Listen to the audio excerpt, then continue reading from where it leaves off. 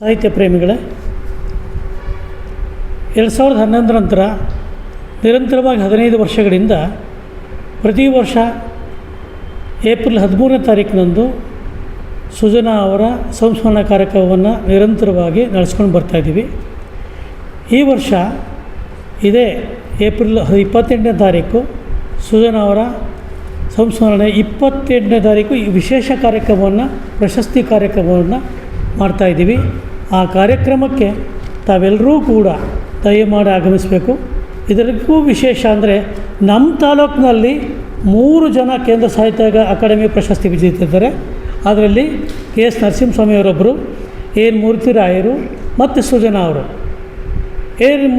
ನರಸಿಂಹಸ್ವಾಮಿಯವರ ಪ್ರತಿಷ್ಠಾನ ಈಗ ಆಲ್ರೆಡಿ ಇದೆ, ಸುಜನಾ ಪ್ರತಿಷ್ಠಾನ ಈಗ ಆಗ್ತಾಯಿದೆ, ಮುಂದೆ ಎನ್ ಮೂರ್ತಿರಾಯರ ಪ್ರತಿಷ್ಠಾನ ಕೂಡ ಆಗುತ್ತೆ.